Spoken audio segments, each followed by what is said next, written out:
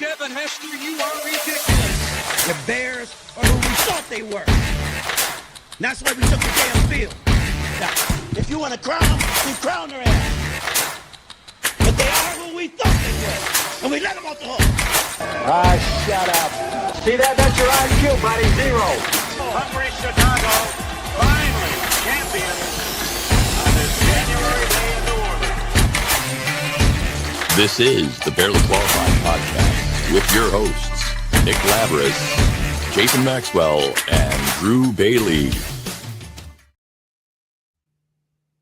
Hey, welcome back to the Barely Qualified Podcast. This is Season 2, Episode 9. I am Jason Maxwell. With me, as always, are Nick Labris and Drew Bailey. Hope you're joining us live on YouTube while we watch some Thursday night football tonight between the Bills and the Dolphins. You know the drill. We're here to talk all things Bears, preview the matchup against Jerry Jones's Dallas Cowboys on Sunday at 3:25 and give you all the inside information on this week's betting angles. Boys, we're going to get straight down to business tonight. We'll talk Bears and bets. Before we do that, I want to tell you a little bit about our friends over at Lola's Handcrafted Churros in downtown Lisle. That's my hometown. These are hands down the best churros and possibly even the best dessert you're going to have. Lola's, they offer up handcrafted churros, like we said, from scratch, made to order and piping hot. Lola's Handcrafted Churros. These churros are from scratch, made from order, piping hot. I just reread a line, but there's nothing wrong with that. We'll just double down on the piping hotness. It doesn't stop there. Lola's pairs these bad boys with ice cream sundaes. I'm talking s'mores, churro sundaes, fruity matcha pebbles, Nutella, strawberry, the list goes on. Get a sundae, get a dozen, stop in for one. Whatever you do, you're going to love it. They have coffee, horchata, freshly made churros, ice cream, all that good stuff.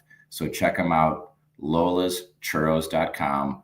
Follow them on Instagram and TikTok at Lola's Handcrafted Churros and let us know what you think. So, boys, with that being said, let's talk some Bears. Nick, I figure we can just kick it straight off, hand it over to you, and preview the matchup against the Dallas Cowboys at Soldier Field. Fox's game of the week this week. Are we a little bit nervous? Take us through that. Yeah, I mean, whenever the Bears are about to play football, you're always nervous. I think that goes without saying, especially when they're not buried in the noon window.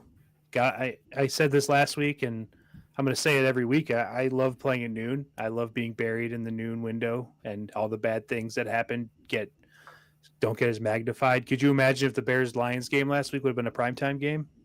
Would have been. Would have been an all-out emergency. So yeah, the game of the week, it's not as bad as the primetime games are, but still I'd rather be in the noon window. But yeah, so Cowboys at Bears, 3:25 on Fox, got the A team, got Tom Brady, and I don't know who calls with him. I don't even know who calls with Tom Brady. Doesn't really matter. Oh God. Yeah, whatever. Love that storyline that's going on right now. It actually is funny because it really does impact the Bears pretty significantly, right? Because the Bears do play the Raiders next week. Yeah. So it's interesting. We could talk about that later. I think that we got a game. We got a game to get into. So Bears opened at, I believe the Bears opened at -1.5. The line has swung to Cowboys -1.5 as of the taping of this. Over under is 50.5. So before we get into all this stuff, the big news of the week, at least from what I've seen, I believe it was yesterday, maybe it was even Tuesday, but Ben Johnson got in front of the microphone at a press conference, and he basically called out the entire team. His direct quote was, "Our practice habits are yet to reflect a championship caliber team." Drew, when we were talking about Ben Johnson during the preseason, I believe, one of the things you mentioned about Ben Johnson is that you liked how he's not afraid to kind of call out people, not personally or not like take shots at people, but rightfully call out his team when they're not performing in the media. This is a call out that I think falls right in line with that. He's not calling anybody in particular out. He's not basically practice habits is practice. Like, he's basically telling the whole team, we have to practice harder. And I think that that's completely justified because this team, I mean, if you're nobody on the team could possibly be offended by this. Cause if you look at the film from last Sunday, no way you could possibly say that you're anywhere near a championship caliber team. Yeah. So, I mean, Drew, I assume that you like this, right? There's no issues with this. Ben Johnson calling out the team. This is a good thing, right? Not at all. Yeah, 100% a great thing. Yeah. There were a couple of other accounts that like retweeted and said, Bears fans, close your ears.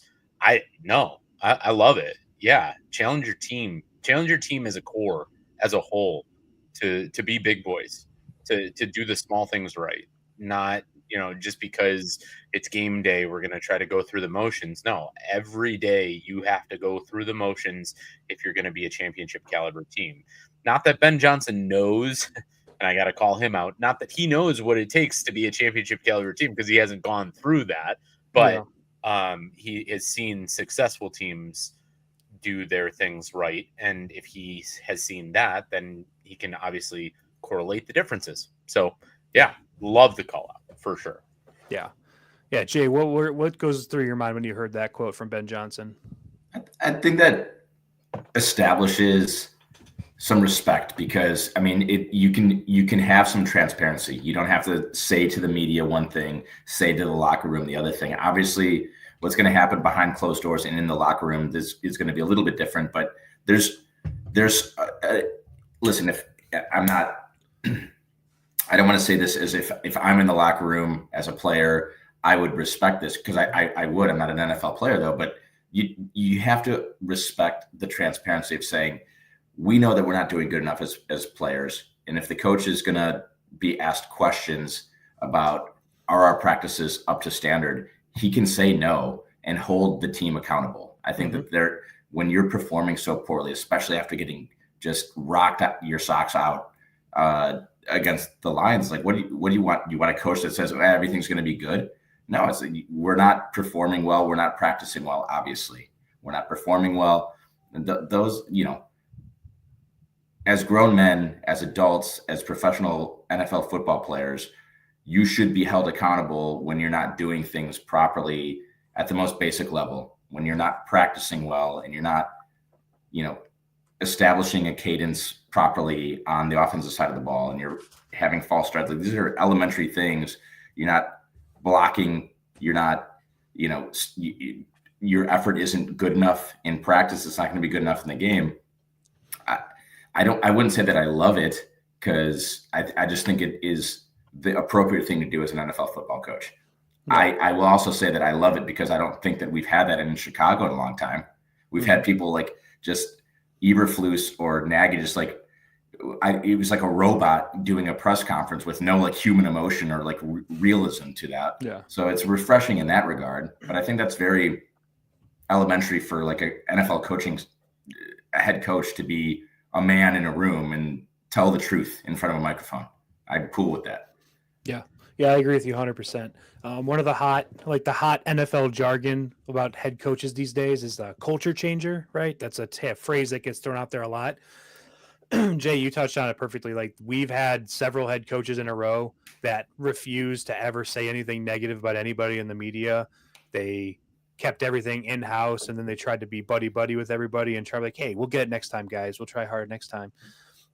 This is a culture changer move, in my opinion. This is a move that says to the team, hey, guys, all that shit that's flown for the past, 10 years, that's not going to fly anymore. Yeah. If you're not practicing hard, the world's going to know about it. Not necessarily an individual, but like, I don't think it takes somebody who's watching their practices to know that they're not practicing hard because the effort it comes through on Sundays or Monday in our first game. And you can tell that this team is just they're not a good team right now. So saying something like that, I think just really reinforces that. And you got to imagine that he's saying these things inside the locker room to the team as well. If he's not saying these things to the team as well, then that might be a little bit of a problem. Like you said, right. But if assuming he's saying these things to the team and then coming out to the media and saying the same thing, I got no problem with it. I love Ben Johnson's calling them out because they are not a championship caliber team. Not even close. Not even a 500 team caliber right now. Like it's Right. bad right now. So Before we jump to go ahead. one more, I know you want to probably jump into some of the preview of this. No. I just want to touch on one thing with Ben Johnson behind the microphone of like the podium and everything. It seems like versus the other, to go along with what you guys are saying of other coaches that we've had in the past, it seems like they like being behind the microphone and being in the spotlight of answering questions and kind of soaking that up. I feel like Ben Johnson doesn't want to be there. Like, I'm just here so I don't get fined, sort of thing. And a lot of his answers are very much to the fact of like, yeah, I'm just saying some blanket things so I can get the hell out of here in 15 minutes and be done with it. When he has to say important things, he's saying them. And that's a refreshing thing to me, of seeing a coach that is like visibly frustrated. I said it last episode, visibly frustrated as he should be, and like cutting short his time with the media to be like, yeah, I don't want to be here, guys. I don't want to be sitting talking to you, answering these nonsensical questions. Where it seems like in the past, there was a lot of our coaches that are like, yeah, I'll soak it up. Let me get in front of the camera for a little bit of time and I'll answer some questions. Yeah. So, it's like he's not going through the PR training that it seems like the failed PR training that Eberflus and Nagy went through. But it's like they tried so hard to look good in front of the camera rather than focusing on the job at hand of actually coaching your players and earning the respect of the locker room. And I think, again, we talked about it last week, but those are part of the traits that, natural leaders have. You don't have to pretend or try to like figure out how to lead. You just do it. And Ben Johnson just seems natural in his, I'm not overthinking things. I'm not trying to play 3 steps ahead. It's just, this is what I demand of my team, and this is how I'm going to coach. And the rest falls into place from there. And that's what gives me confidence, because that's what you want as a leader of men, as a leader of professional football players. And the leader of men thing, we went back to the Vrabel things about that. But he does seem like he has that just natural instinct to say, this is the task at hand. We're going to accomplish the task at hand. And if I'm giving an interview, okay, that's secondary to winning football games. And that's what I enjoy about, reading way too much into this fucking interview, pardon my French, but like, that's what I like about his demeanor is I'm going to say what I say, and I'm not going to overthink things, because my only thing that matters to me is coaching this football team properly. So what I'm hearing is that we're not going to see Ben Johnson with slick back hair and a beard next year. Is that what I'm hearing? A little transformation. I don't think Ben Johnson needs a glow up, but no, he does not. Yeah. Oh man. So, all right, let's dive into this game. Like I said, Cowboys at Bears. I think the number one thing I want to talk about is these teams' defenses, or lack thereof. Bears gave up 52 to the Lions last week, and Bears giving up 52 points. You don't see 52 in the NFL scoreboard very often. That's a lot of points for the NFL for a team to have. But is it worse to give up 37 points to Russell Wilson and the New York Giants? Because I think you can make an argument that that's the question. What, and 450 passing yards? Yeah. Good God. Like, I'm kind of joking, but at the end of the day, like both these defenses, if you base them solely on what we saw on the field last Sunday, are bottom 2 defense in the NFL. At least bottom 2 secondary and bottom 2 pass rush. Bottom 2 defense, because that's pretty much all the defense right there. So Bears defense, and we'll talk. Before we dive into the Bears defense, as is a normal thing these days, we're gonna kind of go through the injury report, which is not great. Again, we got T.J. Edwards did not participate with a hamstring. Kyler Gordon has not practiced in like a month. It feels like, maybe more. He did not participate. Jalen Johnson, Jalen Jones, both did not participate. That's 3 of your corners right there. We know Jalen Johnson is probably not going to play for a while, so seeing him on there is not a surprise. This defense is not good, and they just keep losing guys, or they keep getting guys back, and then they lose them to a worse injury. So I'm very scared about this Bears defense against Dak Prescott and their passing attack.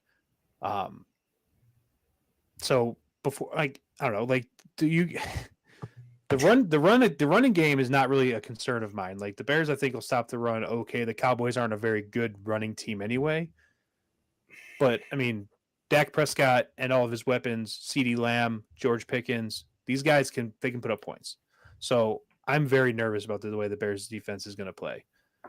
Do you guys have any hope that after what we saw last week, maybe like a bounce back for the Bears this week? I personally, before I throw it to you guys, I don't see anything indicating that the Bears defense is going to be better this week. So I don't know, Jay, what are your thoughts on the Bears defense this week? The only positive spin that I can take in the relativity of last week to this week is that 52 is a hell of a lot of points, and you got to hope that they can limit the Cowboys to less than that. But in all seriousness, these defenses stink and the Bears defense stinks. And TJ Edwards being out, our corners being out, I don't know how we can think that they're not going to put up at least 30 to 35 points, right? I don't know how you're not licking your chops at the over in this game. And I don't know how the Bears are going to be able to get pressure on Dak, and it boils down to that. So no, it's a very scary matchup. I'm not so I don't even think the Cowboys offense is that excellent. I just am concerned about how bad the Bears defense has looked. So I'm not very optimistic about that. And I wish I was. I wish I had better analysis there, but I can't imagine a scenario where the Cowboys don't put up 30 plus points. Yeah, I tend to agree with you. Drew, what just overall thoughts on the Bears defense versus the Cowboys? Yeah, I mean, defense is a problem. 100%. We saw it. We were waiting for it. Injuries, the problem. It's going to be a definite storyline for the remainder of the season and how they solve that. Where I think, and I'm not trying to jump into another section, but where I think that this needs to be potentially solved, and where I think both teams might be thinking, and where we might be overthinking the over, is it's going to be a ball control game, because these teams. So yeah, the Cowboys need a win. We need to get on the board. I think the offense and the run game is going to control a lot of this game. Although you think that, yeah, both of these teams promote a track meet. I think you look at it and you say, yeah, that's easy to expect with these two offenses.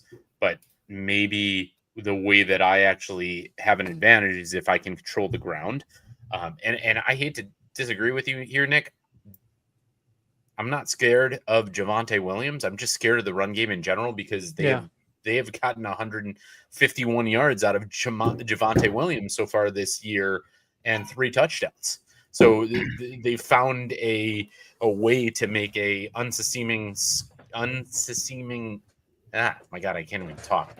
But a guy that is not good look decently good. Yeah. So it concerns me from both facets that I know Dak can carve us up. I know that they can carve our secondary up. If they choose to establish the run game, I'm nervous about that too, but that's just going to open it up into a whole can of defensive worms if the run game carves us up, and then you can throw play action into that anytime. Drew, yeah. If you don't mind me jumping in here really quick, I'm glad you brought up the Javonte Williams aspect. I know he's gotten off to a decent start to the year, and this is more from like a fantasy perspective. But what a great return on investment early on in fantasy for a guy who's actually bad. Like, he's not a good running back. No. I think that's a very fair analysis to put that out there. He's slow. He doesn't hit the hole hard, but he's doing okay so far.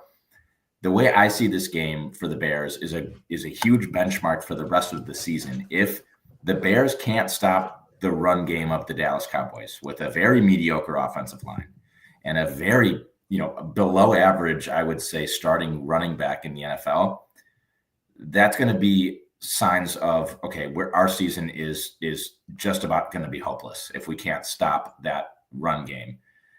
I have no problem if we get shredded by CeeDee Lamb and Dak Prescott. It is really hard to stop CeeDee Lamb. If you're an elite defense, it is just a very hard thing to do. But if the Bears can't stop in this week Javonte Williams and this rushing attack from the Cowboys, we are going to be in for a very long season. And that's kind of the benchmark of what I'm looking for in this game. And it's sad, it's only week 3, but I think it can be a competitive game. I think it's going to be highly contested on the offenses. I don't like either of these defenses. But the telltale sign for me, if the Bears are going to have a successful season or not, is literally if the Bears can't stop this run on Sunday, then we are going to be in a very bad spot, in my opinion. Yeah, no, that's very true. Like, yeah, you look at the numbers, and Drew, you're right. Javonte Williams has been better than expected in Dallas. But I mean, at the end of the day, Jay, you're right too. Like, if Javonte Williams carves you up, you got some big problems. So, let me be clear really quick. I don't think it's Javonte Williams that's carving you up. I think it's that offensive line that's creating holes and everything like that. Sure, because if you turn the other corner and look at his backup, Miles Sanders is averaging 7.6 yards per carry. So right. The problem, the problem is clog them goddamn holes, and please, make them beat you with the pass, because then at least the game speeds up a little bit, and you have an opportunity to outscore with your offense. The defense gets back into, I hate to say it, we've said it plenty of times in the past, it gets back into the bend but don't break. Have to. I need that. Because 52 points last week was an absolute break. Yeah, yes, it was. Yeah, and I mean, to be fair, I do think a lot of the Cowboys, not that the Bears are a step up by any means, but I do think that a lot of the Cowboys numbers are a little bit inflated because they played the Giants last week, and the Giants are one of the worst teams in the NFL. So right. So that, I mean, you look at the Eagles game. Right, you look at the first game of the season against the Eagles. Javonte Williams had 15 carries for 54 yards. That's like 3.5 yards a carry. Mm-hmm. So, anyway, no, but I think one of the big things I'll be watching for, Drew, this is one of your favorite things to track. When are we going to see our guy Montez Sweat? When is this guy going to? That's Jay, though. Oh, I got to give him credit. Okay, Jay. Sorry, my bad. When are we going to find? When is he going to come out? When is he going to have a sack? When is he going to get a pressure? When are we going to hear his name called on the broadcast? I think that's like the big thing, right? Is the running game. We could, we just talked about it. It'll probably be okay. I don't think the running game is going to tear us apart. I don't think it's going to be.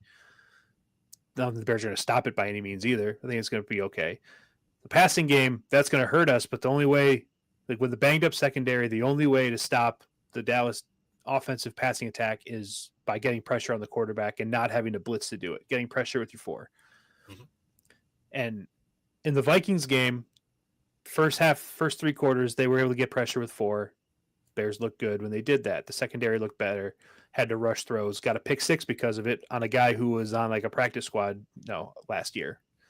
So if that pressure can show up against the Cowboys offensive line, who is significantly worse than it's been in years past, that's your recipe to like stop CeeDee Lamb and George Pickens on the outside. It's not using your defensive backfield to cover them, because that will not go well. It's getting pressure on Dak Prescott and making him dump off the ball early, hit his hot route, or throw into coverage and possibly throw interceptions. Because we all know, was it 2 years ago, he led the league in interceptions. He throws picks. So there are opportunities out there. But in order to get those opportunities, you got to get pressure. Because if you don't get pressure, these guys are going to be running down the field wide open. Jay, what you got thoughts? Yeah, it's perfectly said. One of the notes that I had for this episode was, it's not about sacks, it's about pressure. And on the edge, the weakness of the defensive of the Cowboys offensive line is their tackles. So if you can get edge pressure, and that's where you need Montez Sweat to step up and win one-on-one battles. I don't think he's going to be getting double teamed. I don't think he warrants a double team at this point. Honestly, if I'm game planning, I'm saying, you know what, let the tight end free, and you don't need to chip this guy. And I think that he needs to step up and be able to. And again, it's not about sacks. It's about making Dak Prescott uncomfortable in the pocket and not allowing these routes, these 15-yard ins, these 15-yard outs to be available. And if you can't do that, you can't win football games. I mean, that's just football 101, but it's highlighted in the urgency for the Bears to be able to generate that pressure off the edge in this game on a lesser matchup for two offensive tackles that are mid to below mid in grading in the NFL. And if you can't win against inferior talent on the line on the tackle at the tackle position, you're not going to win many NFL football games, guys. Yeah, no, that is the fear that they're not going to win any football games this season. But I just want to get a win in a damn win, please, God. No, for sure. Put a feather in my goddamn cap, please. Right, for sure. I mean, Jay, you said it right. Like, pressures is really the name of the game. Like, sacks are great. Pressures is the name of the game. If I'd rather see Montez Sweat constantly chasing Dak Prescott around the backfield than have like one sack and nothing else the rest of the game, right? Like, you want the pressure, the constant pressure, make him uncomfortable back there, not let him set his feet. Don't let him see the whole field. That's what we need. Him and Deo Odeyingbo need to really step up and put pressure on the quarterback this game. Drew, I don't know if you have any thoughts on that as well as just agree we have to do it. Hard to call names in a 52-point game on the defensive line because they got carved up, but need to hear it more. Need to hear Grady Jarrett's name. Need to hear all their names this week. Yeah. I missed Grady Jarrett when I was going through the injury report, but he did practice in a limited capacity today. So trending towards playing. So that's good news. That would be great. Okay. Bears secondary, we've touched on it. They're injured. They're bad. If we can't get pressure, I do not have any faith the Bears can hold the Cowboys under 30, 35, maybe even 40 points because they will just score at will. So that just underlies need to get pressure, need to not be get pressure with your front four. You blitz them maybe every once in a while, but we can't rely on the blitz because then your secondary is in an even worse position than they already are. So let's try to get pressure with the front four. God, they have to, or else this is going to be an ugly game. Yes, it is. That's really the only thing you can hope. You just hope that the front four can get pressure, because if they can't, I honestly think if you just look at the stat line of the front four defensive linemen for the Bears at the end of the game, you could tell if the Bears won or lost and what the score, pretty close, if they got blown out or not, because that's such an important factor in this game is can the D line get pressure, and that makes me nervous because I don't think they can. But prove me wrong, Hey, I'll say one thing. I just looked it up because I'm just curious. After talking about all these overs and seeing what they scored at the Giants and Dallas last week, highest scoring game in Soldier Field's history is 48-41. See if they can't challenge it. I don't want that. I'm sorry, I had to put it out there. Because let me tell you something, and we're going to talk about the Bears' offense in a little bit. But if you're telling, if the Cowboys put up over 35 points, the Bears, I don't see this Bears team putting up 35 points. Ever. No. I see them struggling to get to 30 against a defense like Dallas. So you put up 40 points, you can win the game. That's it. That's all she wrote. 100%. Okay. Yeah. I think, the Bears defense, it is what it is. They're bad.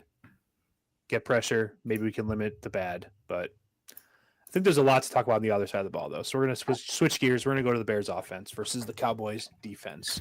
And we get an old friend back in town for this. We get to see old Milquetoast himself, Matt Eberflus, making his triumphant Soldier Field return as the defensive coordinator of the Dallas Cowboys that just gave up 37 points to the New York Giants last week. So let me ask you guys something. Matt Eberflus coached this defensive unit, who is a lot of the same players. Do you think he has more of an advantage? More of an advantage against the Bears offense because this is a very similar offense we saw last year. So does he have an advantage because he knows what they can do, Or do the Bears have more advantage because he coached their defense? They practice against it every day. Also, Ben Johnson torched the Bears under Matt Eberflus's defense for 2 years. So who do you think gets more of the advantage in the tactical X's and O's like matchup? Drew, what do you think? Yeah, it's a great question. I think it's flipped based on the last question we had on this sort of matchup of who matches up better from last week in emotional concepts or whatever. I think knowing a full defensive concept and seeing it played through many of your players rather than one or two, it gives the advantage to the Bears. So knowing his whole structure and how he runs defenses, what he calls, gives us more of an advantage versus maybe Eberflus's 5 conversations that he had with Caleb that we saw on Hard Knocks and the awkwardness of those. But I see this as much as it's played up in another X game back to back. I don't see this as a huge theme or a huge thing that needs to be underlyingly looked at. I just look at it as the Cowboys defense already ranking 30th in the league. And we've seen some things with Matt Eberflus that promotes that happening. So why the guy still got a job and has a job, don't know. So yeah, I think it's, to answer your question quickly, it's more of an advantage to the Bears, just knowing the full scheme, knowing the play calling he does and how it goes versus him seeing our offense and knowing the players from that side a little bit. Yeah. Yeah, I tend to agree with you there. But Jay, what do you think? Do you think there's an advantage to be had for Eberflus? Or also, I'll throw this at you too. Last week, obviously, we saw the Lions have an emotional win because they wanted to beat the coach that left them. Do you think Eberflus has built this relationship with the Cowboys to make them want to fight for their coach that just got fired last year? I don't think so. But what do you think? Good draw. No, I think Eberflus is legitimately bad. Yeah, and so there's no chance that Eberflus has any type of advantage. And if the Cowboys defense does well, it's not because of Eberflus, it's because of the personnel, in my opinion. And just as simple as that. Yeah. I don't think anyone's playing harder for Eberflus to like go in and against his old team. He just is nothing, in my opinion. Just a man with a clipboard. He's just a man with a clipboard and a beard. Nice hair. Got nice hair. Yeah, great his hair. wife commenting on his beard. Yeah. So no advantage there, but I also don't think that this is an advantage for the Bears going up against Eberflus. It's simply because I can't stress this enough. I just don't respect that man. And I don't think the players respect him. I don't think he wants any respect at all from a football perspective. Yeah. So it is what it is. That doesn't mean that the Cowboys aren't going to be successful against the Bears. Right. But I think that would speak more to the Bears being unsuccessful on their offensive side of the ball than Flus being successful on the defensive side. And that's just how it is. That's full beta cuck.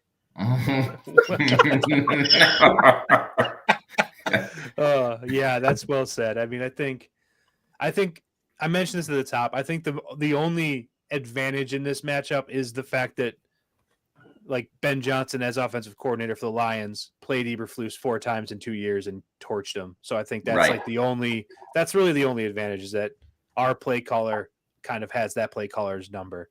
So I don't think the players I remember last year I put a unhealthy amount of money on the Bears to cover the first game after Eberflus, thinking there was going to be an emotional lift for the bad man being gone. And I don't remember exactly what the score was or who they played, but they absolutely laid a complete egg and got killed. So that was a bummer. So I don't think Eberflus, I know he doesn't inspire anybody. I also don't think he like breeds any contempt towards him. I think he just exists. He's just a guy. He's just there. Yes. We've been talking about it for 2 years now. It's just a guy that exists.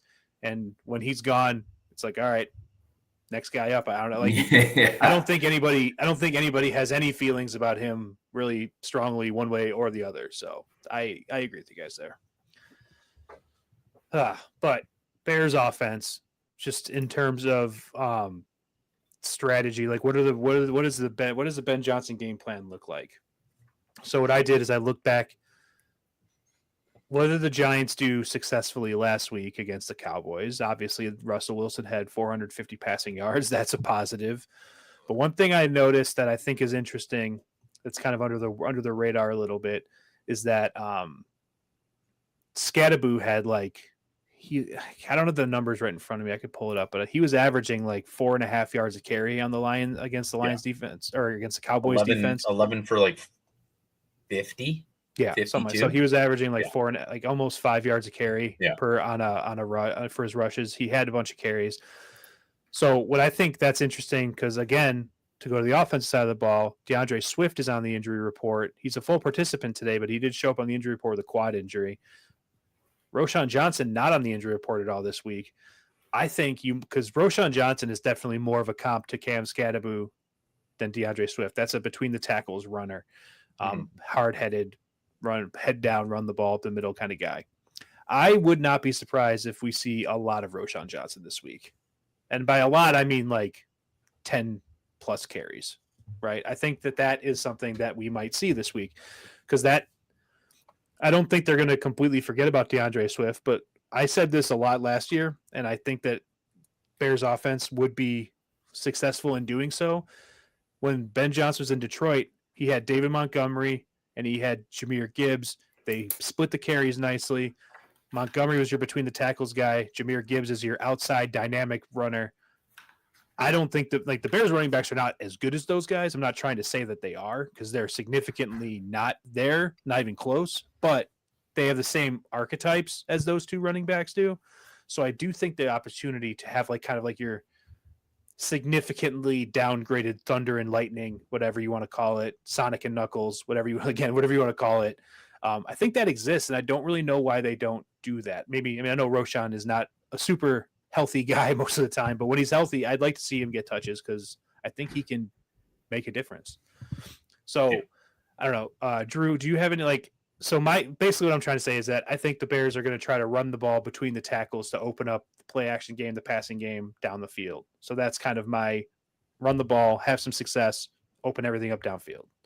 Also, Drew, like you mentioned, you run the ball, kill the clock. That's less time your defense then is on the field, right? And that's, I think, important for the Bears as well. You don't want to score fast touchdowns in this, because that just means your defense has to come back out and give up more touchdowns to them. So Drew, if you're Ben Johnson, what is your game plan going into this game on offense? I think you hit the nail right on the head there of establishing some physical running game to open up your play action pass. One, because the Bears are, I think, 30th in the league in yards after contact in runs. And it makes sense, because DeAndre Swift is running the ball, and once he gets hit, he's pretty much going down. So if he doesn't find a hole, you got a problem. It's not his thing, yeah. Yeah, so that is a thing. What you again alluded to, Nick, it looks like the secondary or the second line of defense for Dallas doesn't like to get hit very hard.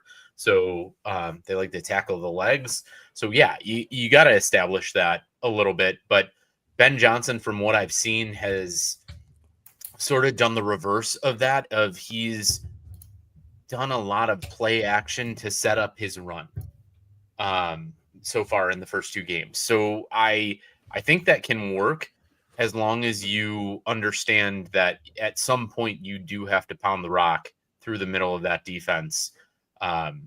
And if the game plan does turn into a track meet, you can't neglect the run. You just cannot go away from it. Just get in different personnel that can run the outside routes. Kyle Monangai, he did state, or Ben Johnson did state, he needs to scheme a little bit more for him, because if he gets the ball in space, he can actually make things happen.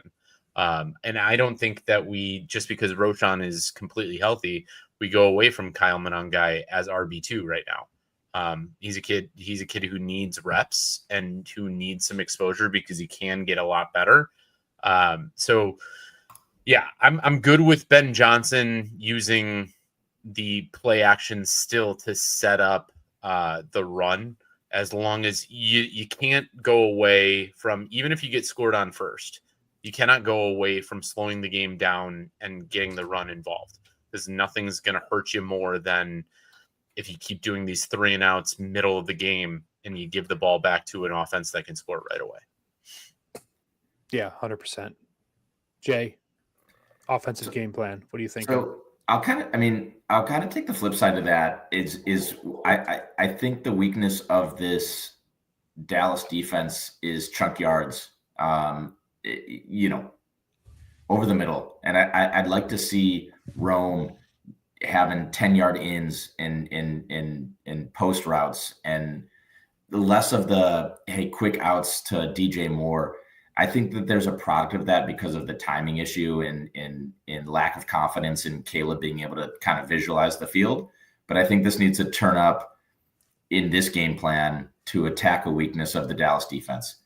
So I'm looking for, chunk yards in the passing game, which I understand kind of the hypocrisy of that. Obviously, you can't do that unless you're establishing a run game. But I can see the Bears needing to kind of survive a high scoring affair in this game, and the ability to come out in that first drive, the first couple of drives, and say, we're going to take shots, and you need to be able to kind of account for that. And it's not just going to be pound the rock, Yeah. is going to be critical for the Bears to be able to win this game. And specifically on Rome, I think that's his skill set. I don't know where the hell Luther Burden's been, by the way. We talked about that in the review show. Let's get his ass on the field. It's the same thing that I was talking about last week for a key to success too, is like, let's get the tight ends to run some seam routes and get above 5 yards or 2 yards over the line of scrimmage. I'd like to see some vertical passing game in this game, because I think it's there to be gotten against the Dallas defense, and that needs to show up, or else we're not going to have a fighting chance in this game, in my opinion. And we have the personnel to be able to do so. Can the offensive line give Caleb 2 or 3 seconds for a clean look? I don't think that's too much to ask. Yeah, no, I agree with you there. I mean, I definitely think the Bears need to pick their spots to go for chunk plays. What I was trying, and I don't want the Bears offense to turn into like a Big Ten offense where it's like run the ball on first down, run the ball on second down, throw the ball on 3rd and 7. Punt. Right. Like, I don't want that, because that's what it'll be if you're running swift between the tackles, and that's just what it's going to be. No one wants that. I agree, and that's why I'm trying to get Roche. I do think Roschon has a skill set that is not utilized by the team. Like Kyle Monungai, like he might be a good player someday, but right now, if I had to pick somebody that I want to run between the tackles, I'm picking Roschon Johnson if he's healthy. That's the guy was drafted to do that. So that's kind of what that's what I'm thinking. Establish the run, but again, that doesn't mean run the ball every first down, run the ball every second down. Because, Jay, you have this noted here, and I think it's important to note. The Cowboys are allowing 52% on 3rd downs. That is astoundingly bad. Really bad. The Bears half their 3rd downs are 3rd and 10 plus. So you establish the run, you kind of, because where you back yourselves up is when you're holding on a pass play where you get false starts, which again, we'll touch on, or sacks, right? That's how you kind of back yourselves up. I mean, you can hold on run plays too, but I feel like most holds are on pass protection, not run blocking. So run the ball. If you can get 3 to 4 yards of carry on the ground, that in itself puts you ahead of the sticks. Now you're talking about like 3rd and 7s, 3rd and 6s. If you just run the ball, 2 times for like 3 or 4 yards. So that's the kind of stuff I'm looking for. Make the 3rd downs manageable, because we know that this Cowboys defense is very vulnerable on 3rd downs. So that's what I want. I want to see the Bears. And also, like I mentioned, I do want to run the ball because I want the clock to run. I want the Cowboys offense on the field as little as possible. And the Cowboys offense is good, but I don't think they're top 5 offense in No. the league necessarily, No, but just no our way. defense is so bad that it scares me that any offense I want to see on the field as little as possible. Yeah, I mean Yeah. the worst stat of the season so far is the 2 NFC players of the week have been 2 players that have played the Chicago Bears defense. So, Wait, good. who was the NFC player of the week in week 1? JJ McCarthy. Really? Crazy give to him, but with the fourth quarter comeback, they gave it to him. And then obviously it was Jared Goff with his 5 touchdown performance. That's too. like justified. That one makes sense. Yeah. Yeah. Okay. I didn't know that, but that is sad. I don't like that. So, Yeah. so I guess if you're favorite holding quarterbacks, just like MVPs too. if you're holding the week 3 Dak Prescott NFC Player of the Week ticket, I think you're in good shape. Yes, minus 500 at the Free Wilkes future Arena. buy. Yeah. I took it before the season. It was No. Okay. So I do want to see like a. You saw Russ throws a pretty deep ball. He really does. He one of the best at doing it. I want to see one of those out of Caleb this week. I want to see a lead ball through the middle of their safeties. You saw that they were susceptible to it. You got to see one of those over the middle. I don't care if it's Rome. I don't care if it's DJ. I don't care if it's Solomade, Zacchaeus, or Luther. Any of them. Just throw me a pretty lofted deep ball over the middle, because that tape should show you that there's one of those out there. There's 2 of those out there a game against the Cowboys safeties. Yeah. I mean, that's true. My concern obviously is that, you look at that, the one thing you can say Russell Wilson has always done well is throw a good deep ball. Like he's been bad at everything else for the past like 5 years, but his deep ball, that's just like kind of his calling card. And one thing about Caleb is that he's relatively inaccurate with the deep throws. It's been better. Like the statistics show that his accuracy for throws over 20 yards has been better this year, like so far, which is crazy because I feel like it hasn't happened that much, but it's been better. So I do think that's something you can attack, but I don't know. But it's like Big Cat said, and we harped on last show of like, I want him to take those chances. Those are the type of chances I want him to take, not the on the run, like for sure. Show me your arm strength throws that go inaccurate. Plant your feet, set it, throw it deep. I don't care if you took a shot and you gave your wide receiver a chance to get under the ball and he lost a battle. That's fine. Throw that pick all day. Yeah, no, I agree. I definitely want to see some more chances being taken. And then this kind of segues into nicely the next thing I want to talk about. I do think the Bears are going to have opportunities to do that because no Micah Parsons on the Cowboys means I think even though the Bears offensive line has struggled, namely Braxton Jones has struggled this first 2 games of the season, I do think this Cowboys defensive line is not one that scares you, right? This is not a defensive line that you look at thinking that they're going to get pressure with just 4. And again, I'm not looking at the statistics in front of me right now, but from his time with the Bears, Matt Eberflus is not a big blitz guy. He's a big rush to your front 4, play, shell cover 2, and let the chips fall as they may. So I do think Caleb is going to have an unusual amount of time in the pocket for him. It might not be as much as a normal team would against the Cowboys, but I do think for him, it'll be unusual for how much time he has in the pocket. So I do think he'll have time to take those deep shots. So that's good. I don't know. We'll see. Is there anything else on the Cowboys? One thing before we gotta do that. One thing I want to talk about. Actually, I just thought of it. Sorry. There's been a lot of heat on Ben Johnson kind of this week about how Bears have, like you said, Jay, drafted Luther Bird in the 2nd round, got Colson Loveland number 10 overall. Cole Kmet has a pretty big deal for a pretty big contract for a tight end, and they are just completely not in the game plan. He's been asked about it this week, and he said that he needs to do a better job of scheming them, getting packages for them, getting plays for them, all that stuff.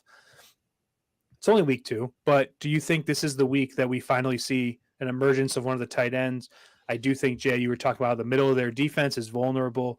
That is like prime tight end spot, right? Prime Cole Kmet. You got Colson Loveland out there too. Do you think this is the week where either the tight ends or Burden gets on the field more and kind of breaks out? Like I would like to see specifically Colson Loveland and Luther Burden make an impact on this team. I want to see them go out there and be like, okay, we have guys that we drafted that can contribute to this team. And that's just a personal thing for me. So, Jay, do you think that like this is a week that this happens and we finally, even if it's not statistically great, at least like targets, stuff like that go their way? This is a matchup that screams and begs for Colston Loveland to be utilized, right? Yes. I mean, you get a weak side linebacker on you in probably a zone matchup that Flus loves to run, and you find a hole, right? And you run a seam and you curl in or you keep going and you just do that. I don't think you need the additional chip blocks in this particular matchup, like you were saying, Nick. And if we're not seeing that, then I think that that's going to be probably point number one that we're going to talk about in the review show. If we're coming off a loss where that wasn't utilized, is what the hell are we doing drafting this guy 10th overall and not utilizing his enormous size and his incredible athletic ability and his great hands. So I hope so. However, my Bears bias and understanding of how the Bears choose to do things it leans to say, I'll believe it when I see it. Yeah. Right. I'll believe it when I see, even with Ben Johnson. I don't know why we didn't see it last week, especially from playing from behind and needing an offensive spark. I didn't understand why we weren't seeing Loveland targeted in the game, let alone being utilized, but even targeted in the game. So I sure hope so. Luther Burden, that would be icing on the cake, but you need to start game planning around Loveland. He's too big and too gifted not to. And this, like I said, in this soft zone coverage with less than great personnel on the Cowboys defense, if you can't just run a simple option route to either just keep going or cut in or button hook around, like that's elementary stuff. That's stuff that Ben Johnson knows better how to coach for and scheme for. If we're not seeing it this week, I'm going to be very, very concerned about that. Yeah. Yeah. Drew, what do you think the tight end's impact is going to be on this game? What I think, or, what you want. I'm concerned about Caleb honing in on to his targets that have provided him safety so far this year in DeAndre, in DJ a little bit, and then also in Rome. Yeah. I hope it gets schemed, but most importantly, I hope it gets executed.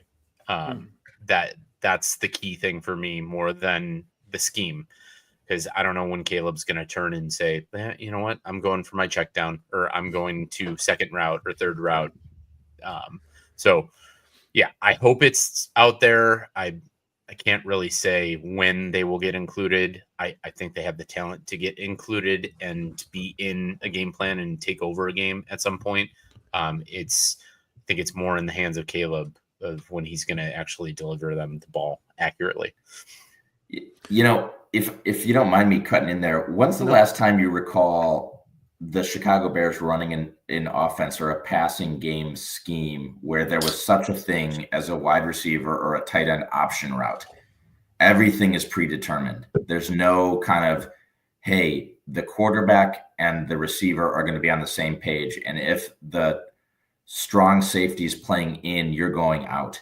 And that is just drawn up in the execution of the play call itself.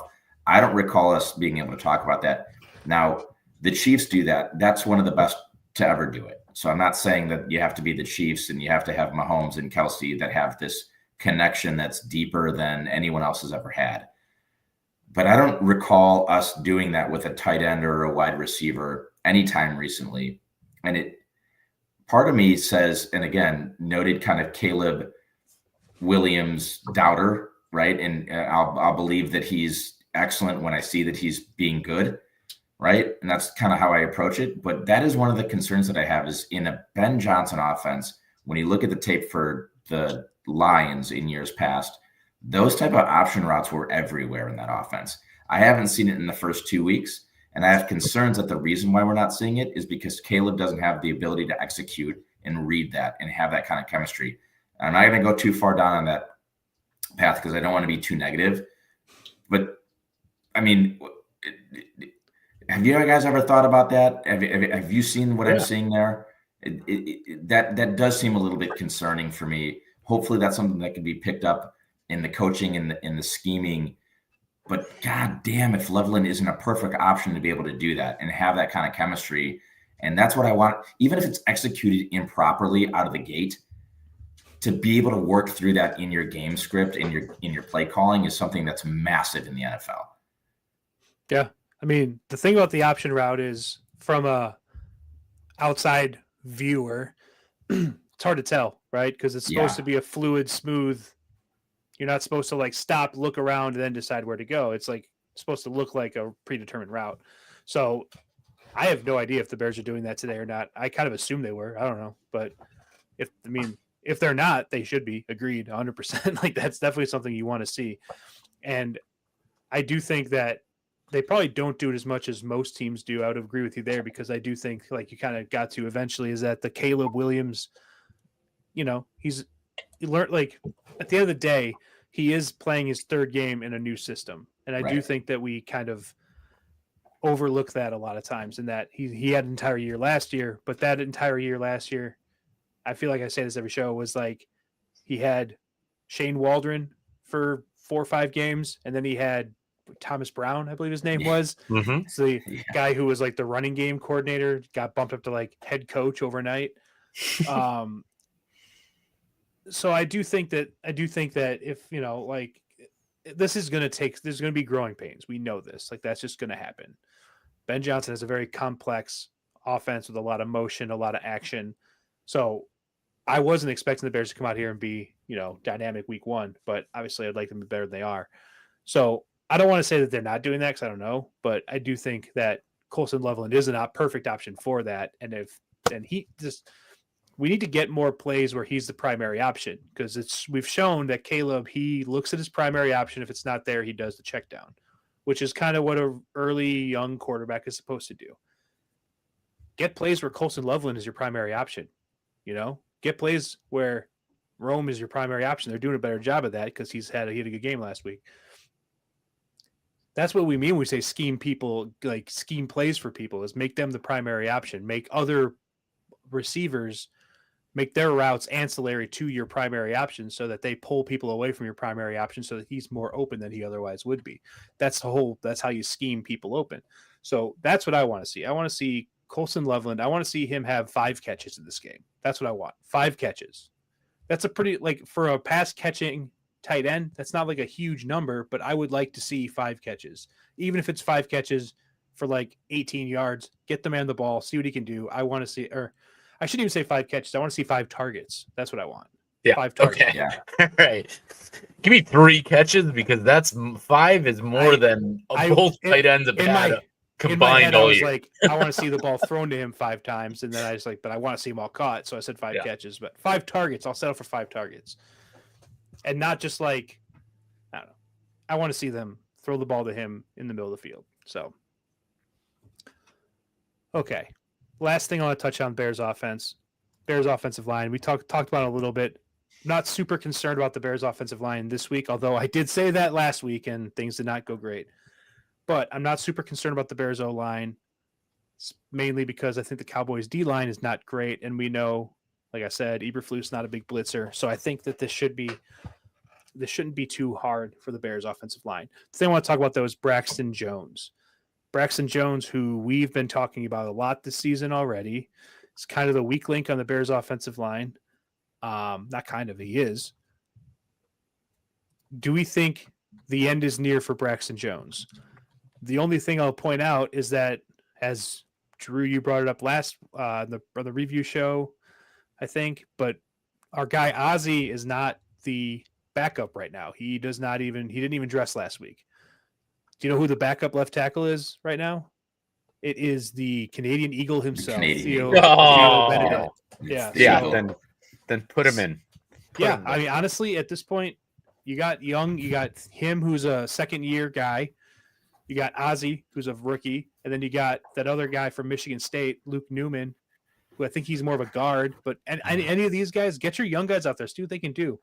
It'd be one thing if Braxton Jones was playing like above average or even slightly below average, but he's weighing down this offensive line. get the young guys out there, not Kieran Amagaji, but anybody else, get them out there and see what they can do. I don't know. Like, do you like? I assume you guys are all in favor of seeing the young guys and getting Braxton Jones out of there. We talked about this at length already, but Drew, like, do you want to see the young guys in here and see what they can do at some point? Yeah, 100%, because this is not a defensive line that you're scared of anymore without Micah Parsons. Yeah. Sign Jadeveon Clowney all you want. Yeah, dude might be washed up. He might have been. I don't think he was ever good. Well, I mean, he had Jadeveon Clowney plays. had that one play at South Carolina when he was in college where he tackled that guy, his helmet came off, forced a fumble, and then he went number 1 overall. I mean, I'm sure he probably put up double-digit sacks here and there, but I don't think he was ever like a game wrecker. No, I don't. I think, can he rush better than our ends? Yes, that's probably. That's what I'm going to evaluate you based on. Low bar, but true. Yeah, exactly. There's 30 all pros in the NFL then. I'm not afraid of this defensive line, so I think that's a time to try to see if you have more chemistry that we've been talking about, more ability, more just general betterness. That's it. So try some things, because it's not going to be a defense that you're going to see a ton of complex schemes or a ton of complex rushes against. So what if that throws a little bit of your rushing to the wayside? We need to see that a core is good and that protection will be good, and need some longevity in some young bodies. So yes. Yeah. Jay, I assume you're on the same page. Get the young guys in there. Get Braxton Jones out of here. Yeah, I mean, Jones' stat line: 2 sacks allowed, 9 hurries, 13 QB pressures allowed in 2 games. It's not great. It's pretty What's bad. the difference between a hurry and a pressure? I was hoping you wouldn't ask me that because Apologies. I'm just reading some juicy numbers here, Nick, and don't need to question the cool sounding stuff that's coming out of my mouth. I think a hurry is a more quicker pass rush, and a pressure is a eventual pass rush. So yeah, that sounds good. That sounds right. I was actually, honestly, when I was reading these stats, I was like, I wonder what the difference is, but never Googled it. I wonder how many forced interceptions Braxton Jones has let out. Yeah. Stat was not recorded till 2024. Sorry. Till one instance in 2024. Yeah. So, but regardless, though, like that, those aren't good numbers, and it's bad. Like, can he be replaced by anybody else? Yeah, basically. So let's try something different. Yeah. It's only the second most important position on the football field, left tackle. So you might as well put the Canadian Eagle in there, see what he can do. I do think that Ben Johnson was trying to send him a message last game too. Braxton was the only offensive lineman to be pulled in garbage time when Bajent came in and took over for Williams. Every one of the other 4 starters stayed in, but Braxton was pulled for the Canadian Eagle himself. So I think the writing's kind of on the wall. I think we'd like to see that. I do think he's going to start this game, but I think the leash is getting shorter and shorter. Yeah. No, I agree with that 100%. And then one other thing I want to touch on the offensive line. Kieran Amagaji gets injured on a week where he's not dressing. He didn't play. Yeah. He's on the injury report this week. I'm sure it's a practice injury, but elbow, bro. Yeah. Drew, take it away. It's your guy. It's your elbow, bro. Can't sit on the couch for too long on your elbows. It's true. My elbow actually is bothering me a lot. I haven't played football in 20 years, but it hurts. My elbow hurts a lot. So I get tennis elbow, dude. Yeah. No, dude, this guy is looking worse and worse. And yes, he caught our alma mater, Jason, catching strays this week on the score. Oh, no. He did. And Nick, if you didn't watch that Vilas 2.0 that I put out for the Bears, he caught strays of our high school because he went to Hinsdale Central, and they said along the lines of he must have been watching the route that Downers Grove put against Hinsdale Central, and got injured watching that. So, damn, it's a tough look, Kieran. Yeah, I don't really have a lot to say about that guy, but just funny that he showed up on the injury report on a week where he did not play. So that's all. Didn't even dress last week. Injured. Yeah, cool. Correct. I don't know if this is true too. Just funny thing. They said that Matt Eberflus met this guy at Medina on the golf course at a scramble, and that's the reason why he got drafted. So if that's completely true, God. Good networking. You always want to network on the golf course. Yeah. Networking in golf. Way to sell yourself, Kieran. Just a side note. If I ever hear during a draft a story about how a GM met a player and like they met on the golf course, they had dinner and the player blew him away, or like Mitch Trubisky had that old car and Ryan Pace is like, this is my guy, you know? Yep. If I ever hear a story like that, bad draft pick right off the bat. Don't care what happens. Don't need to see anything else. Bad draft pick. Pick based on tape, not based on what cars they drive or where they golf or what they order for dinner. That's stupid. Watch the tape. That's all you need to do. You just need to watch the tape. Yeah. And fire the GMs immediately if they're doing that's completely unacceptable. It would be one thing if he was like a 7th round pick like that. Sure, throw a 7th round pick guy a bone if you really want to. I still don't necessarily agree with it. But you're talking about, what was he, a 3rd round pick? 4th? Yeah, it was a 3rd round pick. They could have gotten him in the damn 6th or 7th round. None of the other 31 GMs were like, I'm a god, he's our guy in the 4th. Yeah. No one was thinking that. I promise might you. Might be the case for all of Ryan Pohl's picks. Sorry. I think you're right. All right. It has come time to talk not predictions, but I mean, like, how do the Bears win this game? Is it hopeless? Do the Bears have a chance to win this game? If they do, how are they winning the game? Jay, start with you. It's not hopeless. The Cowboys defense is bad. Right? And so it's not hopeless. The Bears defense is bad, but listen, you get a turnover or two and Caleb doesn't turn the ball over. There's definitely a shot to win this game. I think the Vegas line is not inaccurate. When we're talking about rotating between 1.5 either way, either side of the fence, basically a coin flip. And I think that's somewhat accurate in this game, to the point where I could see myself putting a couple of shekels. It's home. It's in Chicago. That helps. The key stat that I want to take away is Caleb getting sacked 2 or less times, and the Bears committing 5 or less penalties. They do that, they got a real chance to win. I don't think that either of those things are highly probable. Right? The sack thing maybe, but the penalty thing. Yeah, the penalty. Yeah. But like, if they can stay with like that, those are the metrics, and we'll see on the review show, and we'll see. But if they can have 5 less penalties and keep Caleb from getting sacked 3 or more times, I think they have an actual shot to win this game. I'm going to put a min bet on the Bears on this one. So I can see the Bears pulling this one out. It's the NFL. Anything can happen. I wouldn't be shocked either if after both defenses looked incredibly terrible, there was just a slow, methodical game pace to this game. So not to get into too much of the betting angle too quickly, I would be really weary of a 50.5 point over. It's really hard to hit in the 50s in the NFL. All it takes is for the Cowboys to blow out the Bears and the Bears to put up 10 points and the Cowboys to put up 38 and that not to hit. So, I don't know. My prediction would be I can see the Bears pulling this one off. I'm not very confident in it, but if they're going to scrap out a win at home against the Cowboys, I don't view the Cowboys as a good team. And I don't.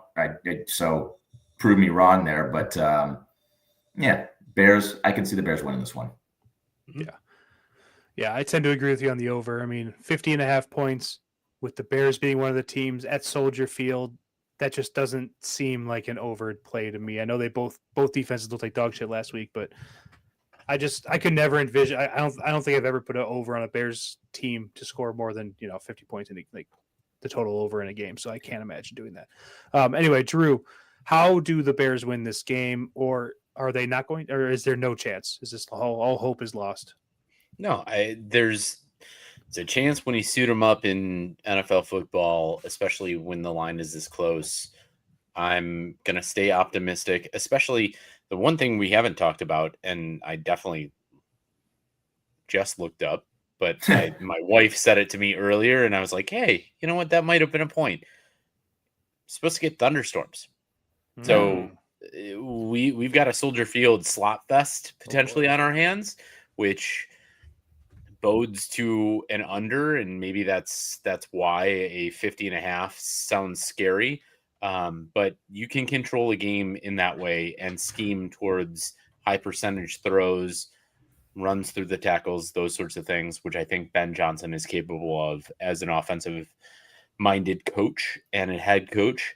It's all about stopping the other side right now, because that's going to be the problem for the next 5 or so weeks, or until we determine if we have a secondary or not. So my thoughts on everything is, figure out that middle part of the game that we've been struggling at so much, and we can win this game.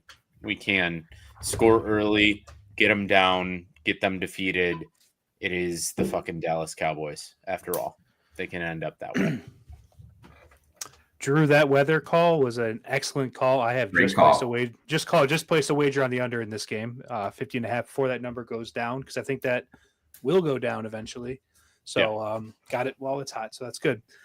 So yeah, I agree with you guys. Also, and I don't mean to, I wasn't laughing at what you guys said, but it is funny that when I asked both you guys, like, are these all hope lost? Your first reaction is, well, it's the NFL. Anything can happen. And I agree, but it's just like, that's not like, you don't want to hear that, but that's where we're coming. Yeah. That's where we're at. That's where we're at. That's how, we can win a Super Bowl. Weirder things have happened. No, they haven't, and they won't. But correct. Anyway, Bears could win this game. I think you look at the Cowboys defense, and that really is the big thing, right? The Cowboys defense they don't really rush the passer well. Well, almost had a stroke there, I think. They don't rush the passer well. They don't cover the pass catchers well. They are okay against the run, I guess, but even still, I think between the tackles, they're vulnerable. It's really just, can the Bears offense get moving? Are they going to get out of their own way with the penalties? The penalties, I think, is the big thing. Jay, you touched on it. If the Bears can limit the penalties and limit the third and longs, we talked about it earlier. The Cowboys give up over 50% on third downs. Keep it third and manageable. You can keep drives alive. You can keep their defense off the field. I think there's a game plan here that's pretty straightforward. Move the ball down the field, stay ahead of the sticks, and keep the Cowboys offense off the field. I think you're going to win this game. I think they do that. If they do those things, they win this game. But we'll see. The penalties is really what the big thing is. Any holding penalties, any false starts, any intentional grounding penalties, which you've seen a couple of, any penalties that bring you back, that's a drive killer. This offense is not good enough to overcome any of that stuff right now. So until further notice, no penalties allowed. Yeah. That's really all it is. One last stat that I want to throw out there is I'd like to see a game where Caleb Williams doesn't attempt to throw a ball while he's, horizontal to the ground. He's just completely parallel to the ground. That would be nice. Can't have that. Yeah. Yep. I agree. He needs to throw the ball away, or, learn that sometimes taking a sack is better than throwing an interception, stuff like that. Although I don't want to see him take sacks either, but no more throwing the ball wildly without looking downfield, because games get away from you that way. Again, I just said about the penalties. This team's not good enough to overcome those kind of mistakes. Mistakes are going to happen, and that's fine. But if we're throwing the ball, trying to make a miracle, crazy play, that's not helping anybody. So let's stay away from that stuff. Let's just play our game. I think they can win, but I don't know. We will see on Sunday, I guess. And we'll talk more about it when we get to the 3-man weave later on the show. So beautiful. Well, hey, let's transition, Nick and Drew, if you don't mind, to our fantasy corner, the betting segments of this show. Before we do that, we'll do a shout out to our friends over at Chuck's Southern Comfort Buffet. So, hey, BQ Army, are you looking for your next great place to enjoy a Bears game with great food, drinks, and people? We'll look no further than Chuck's Southern Comforts Buffet on Cass Avenue, just off I-55 in Darien. Chuck's has great food and drink specials for every day of the week, and for Bears games especially. You can find a link to those and their menu in our descriptions in our bios on social.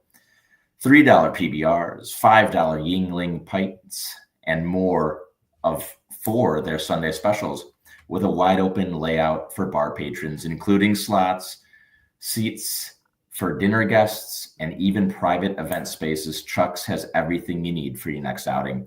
So get on down there and tell them that the BQ boys sent you, and maybe we'll even see you there for a game or two this year. So let's get into our fantasy section. The Guillotine League is alive with chopping another victim this past week. Nick, I believe it was your buddy Ross who got KO'd and chopped. So RIP. Sure was. Shout out Ross. Ross, honestly, thank you for joining the league. Sorry that it was week 2, but hey, 2 down and 15 to go. Are we getting a hang of the free agent budget and how to kind of put bids on players and so on and so forth? Or is that still just kind of learn as you go at this point? Free for all. Yeah. Free for all. I mean, yeah, it is a free for all. I did get somebody this week. I don't know what the next highest bid was. I got them pulled up. DK Metcalf. I think I put 225, 275 maybe. I don't remember what it was exactly. DK Metcalf next highest was Jay. Jay, are you smoking Jay Cutler? I am. Yeah. Yeah. Next highest was Jay at 158. And did I do 225 or 275? 275. Yeah. So, but that's not a bad. You got to get players though. You got to use that budget. You got to secure your next few weeks. Jay did it with Drake London too. I did. I got London for 266, which I was really happy about. I don't have any budget left to get any players because I spent 501 on Nico Collins and 123 on David Montgomery, and now 266 on Drake London. It's $1,000 budget, but whoever got Dalton Kincaid got paid off immediate dividends tonight, at least. Yeah, he had a nice right. game today. I think he only went for $35 too, so that was a nice buy. Resident favorite to this show. Fuck you, Paul. No, was it Paul? Yeah. Damn, I gave him a compliment unknowingly. Shit. Son of a bitch. Yeah. Well, that was pretty nice. And I think the highest bid this week went to Omarion Hampton for $350, which, he laid an egg last week, but, starting running back on the Chargers, you got to do it. Yeah. You got to do it. So I don't know. We'll see what's going on. This is going to be a unique week because everyone for the first time is projected to get over 100 points. So it's very tight for who's going to get cut this week. We'll see how it goes. I love this league though. Yeah. Surviving it really is. Yeah, it's great. And I think that a lot of what you see, I think you see a collective of 3 to 4 people at the bottom, and they're all texting, being like, I'm out. I'm going to be chopped. I'm going to be chopped. But then there's one team, and I think your low points you're going to see in the 60s and 70s every week. So if you're listening from the Barely Qualified Guillotine League, don't be afraid if one of your players does not score to their max potential right away. You got 8 others, mostly offensive. And I actually admire what both of you have done to go out and assemble a team for some longevity in these first 2 weeks, because I feel in jeopardy right now. I feel in jeopardy in week 3. And I think you guys might be feeling a little bit safer in your minds, right? Yeah, I'm definitely, and I'm sprinting out of the gate rather than running the marathon, but I definitely feel safe for a few more weeks, right? And who knows, I might get cut this week, but Nico Collins, Drake London, some running back depth when bye weeks come around has me feeling a little bit comfortable.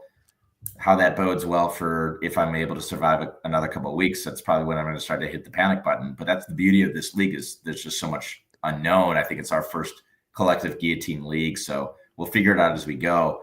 A lot of fun though.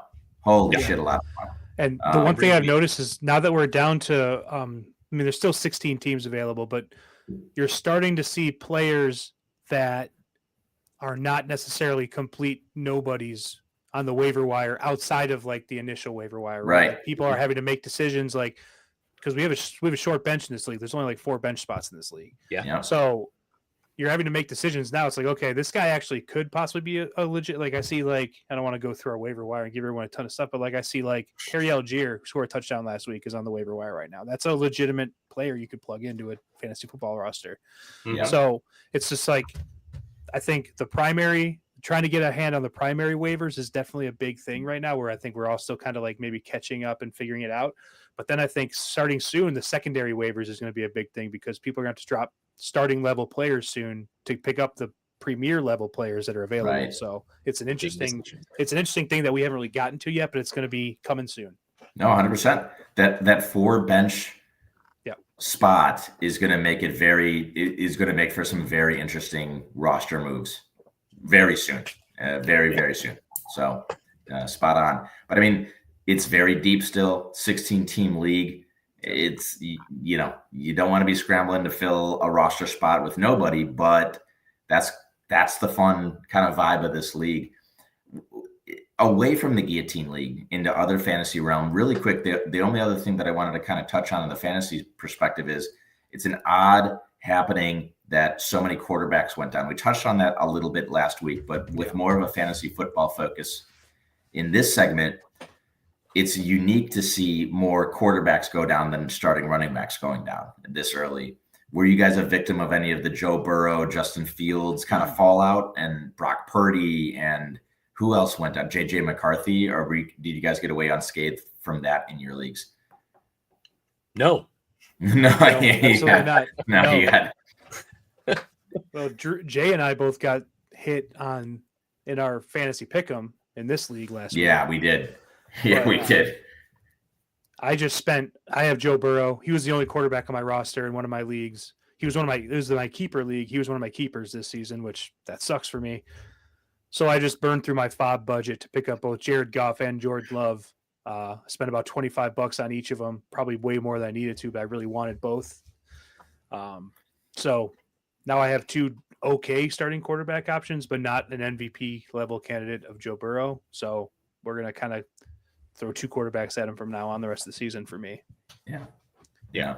And your QB is a little, I mean, I lost Justin Fields, and not that I have any way, shape, or form competing in the Dynasty League, but Justin Fields was out there and potentially being a points getter for me. And that hurts. So we're starting Bryce Young now, and have 2 rookie backups on top of that. But another one is Jaden Daniels he's got a knee injury, and a lot of the Washington fans and their surrounding are saying, rest him so it doesn't become a bigger injury and jeopardize their season. So yeah, quarterbacks are so far under fire right now with the injury bug early in the season, and that's going to be tough to maneuver. But the good thing is you saw some things from the backups. Jake Browning's out there. You can go get him. He seemed competent enough to run that Cincinnati offense. And you got guys like Carson Wentz who have run an offense before, going up in Minnesota and other places. So look for those too, definitely. Yeah, a lot of waiver wire activity on the quarterback position. One thing about Jaden Daniels too, in a lot of fear coming out of the Washington D.C. area about the comps between RG3 and Jaden Daniels. Right, you got an undersized string bean type of guy taking multiple hits from 250-pound plus freak athletes. That was not to be unpredicted to get him dinged up. Obviously, I think that's way overkill in those comps. I think he'll be just fine. But something to monitor kind of going forward if these injuries keep popping up for Jaden is that going to be something that's in question? I won't do the national media thing where you just kind of make a storyline out of nothing, but it is interesting, and hopefully he's going to be fine for the sake of the NFL and fantasy owners, but something to think about going forward in dynasty leagues, at least, as well as can you count on his longevity to be able to be out there for 12 plus games, 15 plus games a year for your fantasy squad. We'll see. Time will tell. Guys, Nick, Drew, anything else you wanted to hit on the fantasy corner before we move on to our fantasy pick'em section? Me and Drew have a toilet bowl in our dynasty league this week. Two worst teams in the league going head to head against each other. So someone's got to win it. Bragging rights on the line. Wet hand slap fest. Wet paper towels going at your face. Yeah, good stuff. All right, well, let's move on to the fantasy pick'em section. Gentlemen, we haven't been doing so hot so far through 2 weeks. Nick's leading the pack with a triumphant 86.6 points. Drew's in second with 84.47. I'm bringing up the rear with 80.58. We're pretty bunched up, but I don't think any of us have had weeks to brag about so far. Last week in week 2, Nick, you mentioned it. You and I both got hit by the quarterback injury bug. You had Justin Fields. I had Joe Burrow. I think I wrote in something stupid like this was the battle of the hurt quarterbacks. Justin Fields got hurt. Joe Burrow got hurt. Drew had Jalen Hurts. It seemed a lot funnier at the time when I wrote that. But yeah, I mean, 46 points, 0.38 for Nick, 46.54 for Drew, 47.94. So we were very bunched. I mean, the difference was 1.5 points between first and third this week. So no real movement. It's kind of just a wash. But let's move forward to week 3. Hopefully we can get above 50 points for the first goddamn time this year. And Drew, you're going to start us off with the picks. It'll go Drew, myself, then Nick, and then Nick, you snake it back around. But we know the drill. We can't reuse players that we've already used. We'll, aggregate these scores at the end of week 3. Drew, lead us off though with your picks for this week and your lineup for week 3. Yeah, I think right now we're being a little conservative, playing some base hit baseball that we're trying to do of just get the base knocks out there and save some of the home run hitters for the end weeks, or the bigger weeks, the more point scoring weeks. Right now, I'm going to step up with a big RB1-ish name for this week. And I think I like his matchup a lot, especially since it's their first game on the road. I'm going to go with Jonathan Taylor as RB1 against Tennessee right there. Yeah. Okay. So interesting stat about Jonathan Taylor and the Colts last week. He was the only person to carry the football last week. There was and maybe Daniel Jones had a run, but he was the only running back to take an actual rush last week. So all in on the Jonathan Taylor train. I like that pick. So I will not lead us off, but I'll follow up on the second pick. I have one individual circled here, highlighted as well. Now, the rain scared me off a little bit about what you were talking about, Drew, but I can't see myself not taking CeeDee Lamb in a matchup against the Bears secondary and defense this week. So give me CeeDee Lamb in the wide receiver spot for week 3. Yeah. I like that pick. Quite a bit. I took him last week. Otherwise, he'd probably have been top of my list of people to take this week. I am going to take a running back first. I'm going to take, for my first pick, I'm going to take Bucky Irving. Got a good matchup against the Jets, who I think are really bad. So give me Bucky Irving as my running back. And then I'm going to snake around. I'm going to take a wide receiver. I'm going to take our own Rome Odunze this week. Cool. Rome Odunze against the miserable Dallas Cowboys defense. Yeah. Nick, you had 2 of my guys that I had targeted on the list there. So Bucky was definitely up there. Rome was my third wide receiver. He was going to be in a flex if my other guy wasn't taken. But obviously, I like those picks. And I hope you suck. Yeah. Yep. Yep. So I'm going to wrap back around, and I'm going to take my running back this week is going to be Jordan Mason for the Vikings against the Bengals defense. I think Aaron Jones was reported as potentially missing some time. I just like his running style a bit better at this point, and I don't think the Bengals are too much to talk about. The concern there is your starting quarterback being Carson Wentz, but we're going to run with the Jordan Mason trade anyway. Yeah, I wouldn't pick any Vikings wide receivers this week, but No. I think a running back for the Vikings, that's probably a good call. Especially if he's getting most of the carries. If Jones is hurt, I like that pick a lot. I mean, that does bring is Justin Jefferson stock has to be falling deep. I mean, he's obviously elite, but you put JJ McCarthy or Carson Wentz back there, and it just doesn't seem like it's the play. I don't know. The tier 1 to, wide receiver, do you think he's fallen out of the tier 1 conversation, or is he skilled enough that whoever's throwing the ball is going to be just fine? I think it's the latter. Yeah. I mean, you look at his career, he's had, I guess he had Kirk Cousins most of the time, but then you look at, Sam Darnold last year, and yeah, that's true. That's true. I think he's good enough where he'll be fine. I just don't have him in any fantasy league, so maybe I'm just hoping there. Well, I don't either. the big thing that stands out is the dude can still. He can still. I mean, he's in his 5th year in the league, but he can run a route better than I think any wide receiver in this league. Yeah. Maybe Jamar Chase goes into there, and you saw it in the night game last week where he just ran a fake post in and got 45 chunk yards. Yeah. It doesn't matter who's delivering that ball. He's wide open over the middle. And I think O'Connell's going to scheme for that. It's just, if you're betting on Carson Wentz delivering 5 of those balls through a game, I don't know. Yeah. But he's going to get some of his. Yeah, that's fair. Well, Drew, take us back with your next 2.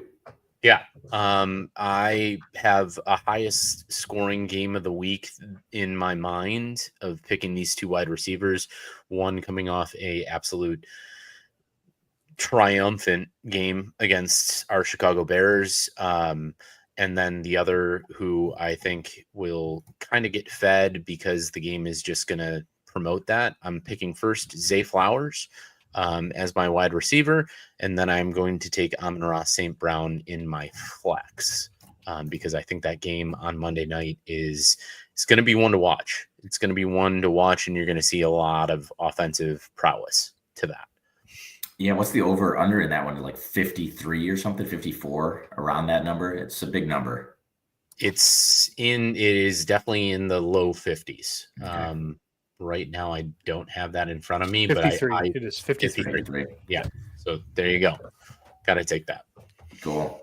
Well, I'm going to go to the quarterback position.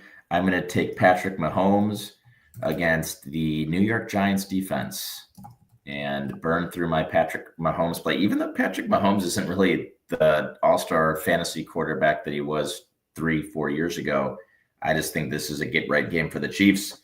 And I think Patrick Mahomes kind of zings it around against a bad Giants football team. All right. I'm going to take my flex right now. I'm going to go with another wide receiver. I kind of made these picks a few weeks ago, or a few days ago, before I knew about the rain this weekend. But I still think there'll be points scored in the Bears game. So I'm taking George Pickens. Because I think I already used CeeDee Lamb, and I think he'll still get some touches. Yeah. So sorry. Hopefully that happens for me. And then I'm going to stack. But what stack am I going to use? I have Rome Odunze and George Pickens. I'm going to use Caleb. I'm going to use Caleb Williams. Cool. Show me something. I don't have a ton of confidence in this pick, but I also it's early enough in the season where I'd like to. I think Dak is your more reliable fantasy option, obviously.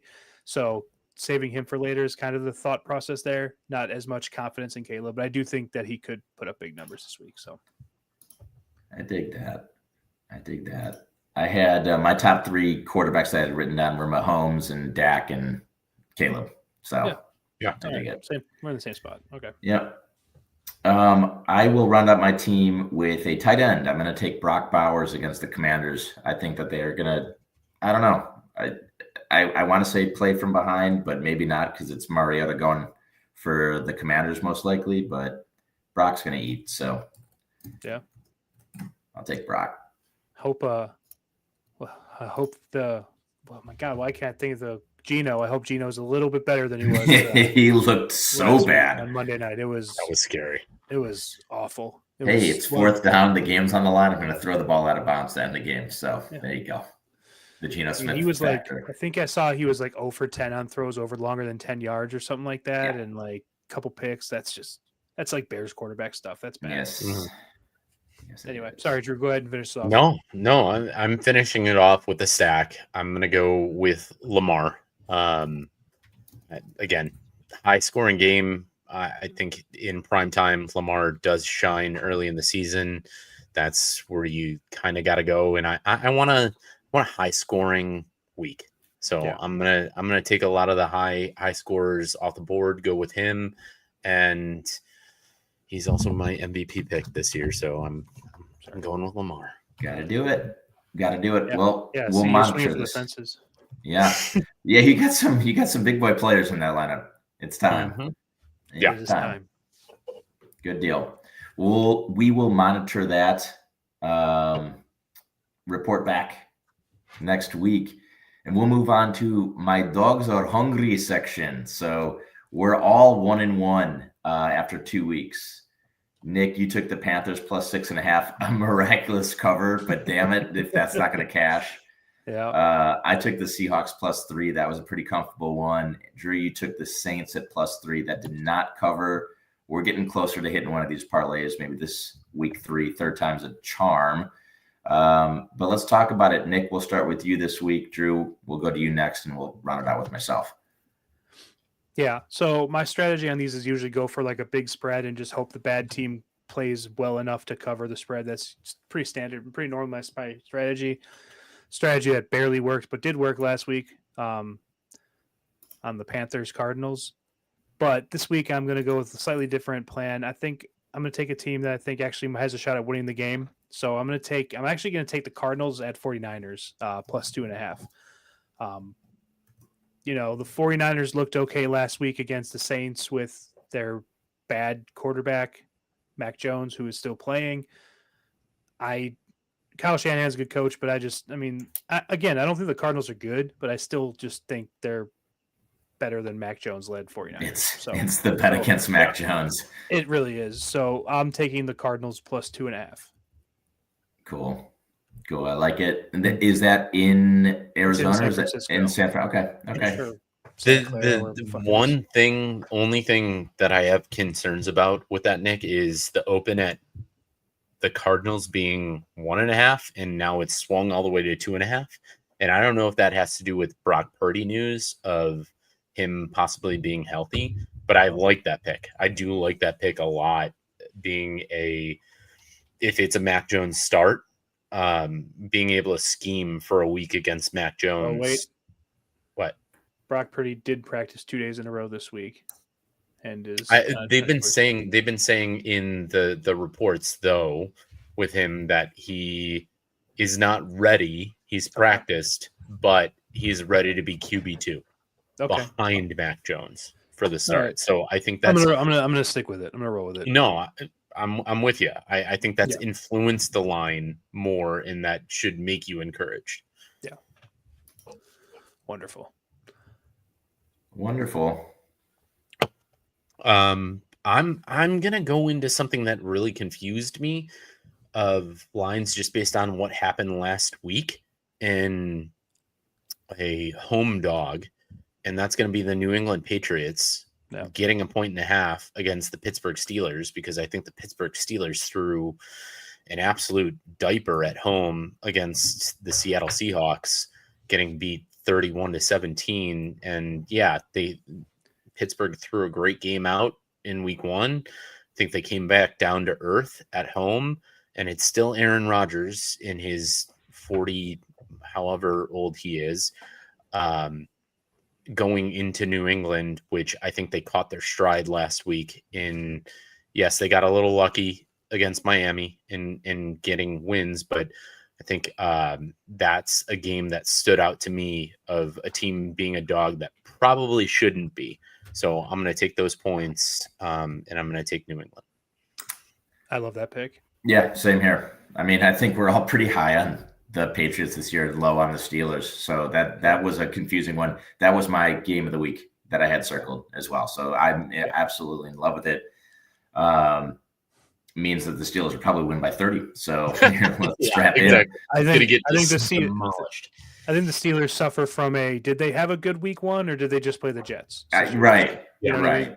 So, and they got handled pretty well by the Seahawks last week too, right? I mean, they kind of did. And you don't see like a Mike Tomlin team like look like they're out coached ever. Yeah. And not that like Mike Tomlin was doing bad things scheme wise, but like I'm sure you guys saw like Caleb Johnson, the kick returner, just straight up just didn't go after the ball, had no idea what the rule was. And that's not a new kickoff rule. That's been a rule in the NFL forever. A kickoff's live. Like that's not a new thing. Yeah. Nick, I'm glad you brought that up. I had a conversation. Me and Sam were texting about that. And he's like, well, I can't believe that Mike Tomlin would put Caleb in that position. He's never done this in college. And my rebuttal was, I get that angle, but that's his job, right? I mean, at baseline, at worst, know the rules, and then you can maybe not execute and do your job properly when you're running with the football. Yeah. But I don't have much leniency towards players not understanding the rules when they're out there on the field. I think it would be one thing if like this was a new wrinkle because of the new kickoff rule and Caleb Johnson, a rookie, has never dealt with that. But the fact that a kickoff is always a live ball, it's forever in football. That's always been the way it's played. If the ball goes past 10 yards, it's a live ball. Like that's inexcusable. Like you should anyway. So seeing a Tomlin team out coach is a little bizarre. You pile that on top of the Aaron Rodgers stuff. Anyway, long story short, I love the Patriots this week. Yep. Amen on that. So I will round out the dogs of the week. The other game I really liked was these are close. These are tight lines, right? We're all going to pick ones that are under 3-point spread. So we're kind of saying, hey, we think these guys are going to win the game to a certain degree. I like the Texans at the Jags getting 1.5. I don't like this Jaguars team. I don't like the Jaguars team at all. I think the Texans defense is actually pretty good, and they'll be able to mess with Trevor Lawrence a decent amount. So I'm going to take the Texans. It is an away game for the Texans. They are playing in Jacksonville. I'm just not sold on the Jags. I don't think the Texans are as bad as they are. I'm not convinced on the Texans offense. I think CJ Stroud has been looking pretty poor, but I am convinced that the Texans have a very good defense. And, that game that they played, was that Monday night or Sunday night or whenever it was, but that Baker Mayfield moxie kind of was the reason why the Bucs won that game, in my opinion. Yep. And Trevor Lawrence isn't that. So that's why I like the Texans in this one to win the game outright, but I'll take the 1.5 as well. Yeah. No, that's a well-established one of like, again, it's Jacksonville at home. I don't think they're a real team right now. Duval, we're just going to keep hitting on it. But no, I like that pick too. That was actually my second pick right there. Cool. So, yeah. I got this is a pretty juicy one. We're at plus 650 on this one. Plus 650. So love that. Okay. Rock and roll. Plus 650. Move into then overs of the week. One of my favorites, as always. Picking an over of the week, no matter what, either a player prop, points, get, whatever you guys have. I'm going to bounce it back down quickly to you, Jay. Give me your over of the week. What you got this week? I'll go as quickly as I can through this one, but I did want to state, when I picked Caleb last week, I was like, I went player props too early. I need to swing back to just totals, game totals, and just live in that kind of safer space. And I looked at all of these game lines. There were not a lot of total game numbers that I liked on the over this week. I don't know if you it wasn't very sexy. There's so many backup quarterbacks, and I still saw these like mid 40s numbers that you would typically put in with, just starting quarterback caliber play. But the one that I liked on the team total that I had circled was the Falcons and the Panthers. I think that both of those defenses are inadequate. I think that the Falcons could put up 30 points in this game against that bad Panthers defense. And I think that Bryce Young's shown enough to where they can put up 20 points. So I like that number pretty comfortably. I had that one kind of targeted thinking that it might be like a 45.5, 46. I saw it at 43.5. That was enough of a delta to say, let's circle that one and put that one in the overs. So give me Falcons Panthers. Yeah, that's a very good one. And I'm sorry I didn't kind of preface this. We're all 1-1. We all had some mix-ups of back and forth. Jay caught an absolute stray last week of Caleb being taken out in that last drive, which we all thought was a guarantee for him to get those passing yards. But I like that pick. Like that pick a lot, Jay. So we're going to get back on it, and we're going to go 3-0. Nick, tell me who's going to hit the over of the week for you. Yeah, I try to stay away from player props because I usually don't hit those. But in line with my fantasy pick'em, I'm taking Rome Odunze over 62.5 yards receiving. Sweet. I think that the Bears defense is not going to stop the Cowboys offense when they're on the field. Bears are going to put up points. Rome Odunze is clearly Caleb's like number one downfield threat right now. So I think that he will see lots of targets. So give me over 62.5. That's a juicy one, Nick. I like that one a lot. I'm gonna do a solo, single bet on that one for sure. So Solo Dolo. Yeah. He's found him. Rome seems to be running his routes very well, and as he should. And Caleb seems to be honing in on that, which is a great thing to see. So love it. Solo Dolo with you, Jay and Nick. I'm going to the over of the week that I see for points. I see for a light up matchup. We'll probably be doing the show while this is going on, the review show while this is going on. I'm going back to that Detroit versus Baltimore game, and the stats support this 100%, which means just be wary, everybody that's out there. Yeah. We saw him be able to produce against us, so it might be giving me some ill-fated thoughts towards it. But I'm going Jared Goff over 260 passing yards against Baltimore. They've given up almost 300 yards per game in their first two games. Yes, it was Joe Flacco playing from behind last week, and yes, it was Josh Allen in week one, but I think that's a defense and a game script that promotes a lot of scoring, a lot of passing, a lot of going to the routes that are provided to you. And I've yet to see Detroit really feature the run game for long extended scripts. So I'm going towards Jared Goff over 260 passing yards.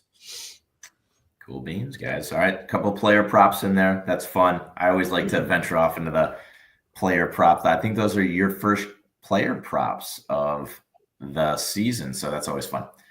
Yep. So plus 564 is the parlay. So got some winners.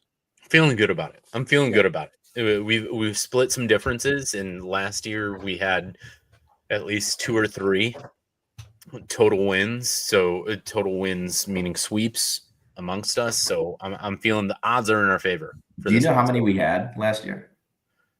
Total sweep parlays wins. I think it was 3 overs of the week. It was more of that. Between the dogs and the overs of the week, we had 6.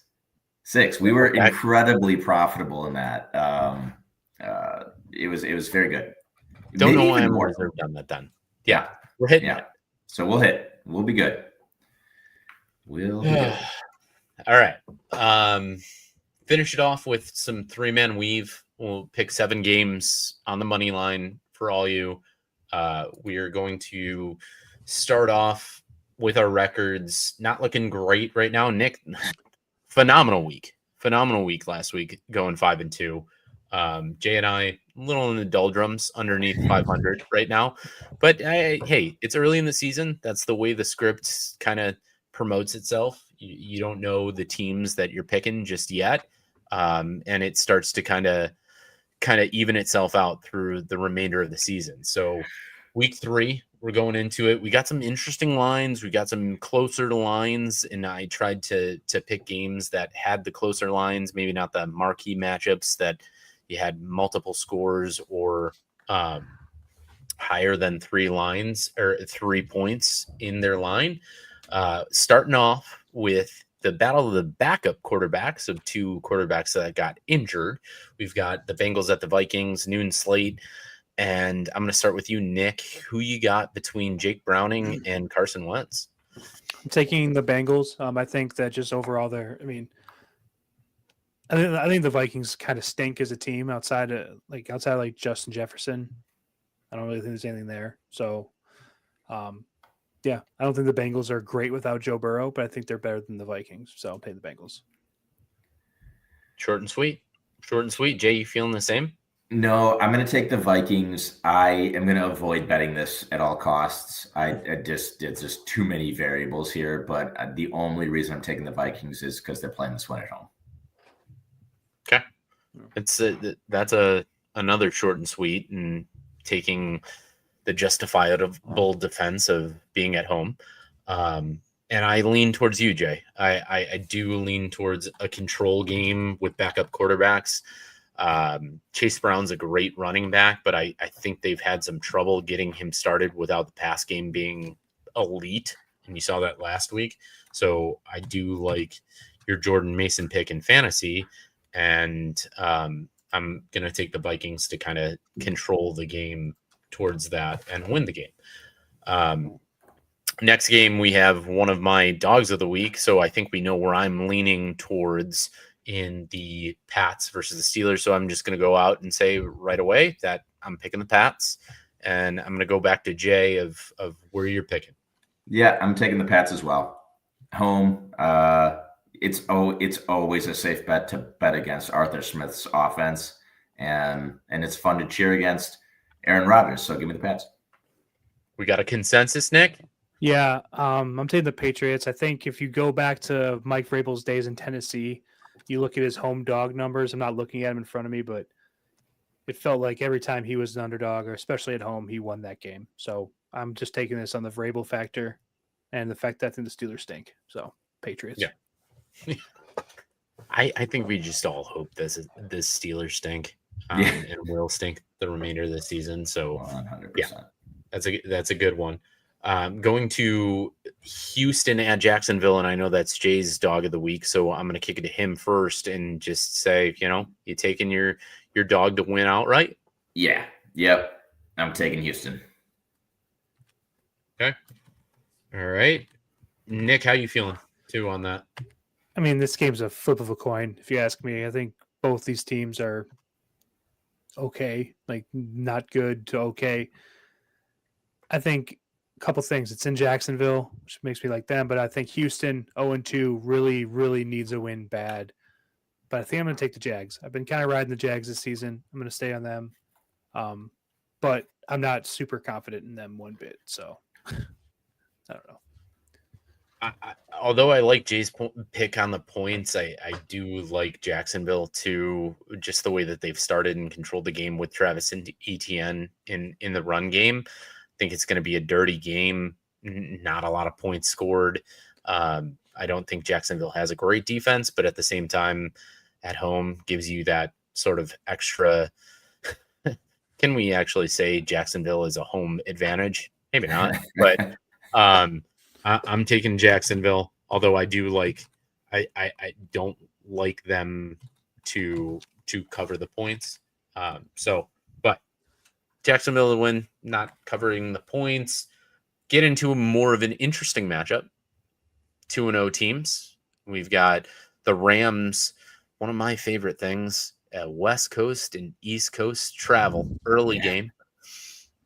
We got the Rams, who Matthew Stafford looks phenomenal so far through 2 games and has 2 assets that are great between Puka Nacua and Devontae Adams. Nick, how you feeling on this game? You think that the Rams can overtake the Eagles? I'm going to tell you that. So the Rams in the playoffs last year gave the Eagles their best run, right? In the whole playoffs last year, the Rams took it to them. They had a chance to win the game in the fourth quarter against the Eagles in the second round. The Rams started a little slow in their first game, but I think the last 6 quarters or so, they have put together some pretty good tape. They're a pretty solid team. Stafford's slinging that thing around like it's 8 years ago. And the Eagles, while they're winning games, they're just not looking like the elite team that they were at the end of last season. I think that they can get there, but right now they just don't look like that. So I am going to take the Rams in this game. I know West Coast team and the East Coast early, but I don't know. I like the Rams in this game. So no, nothing has to be said more on those points, Nick. This is one of those that it could swing heavy either way, or it could be a dogfight. Absolutely. And Jay, how do you feel about it? Nick, you took the words right out of my mouth. I agree with you there. I thought that was going to be a surprise one where I was going to be on an island, but I'm with you. I like the Rams. I think it's early enough in the season where this can just be one of those sneaky steal a win that you're not supposed to. So I'll take the Rams.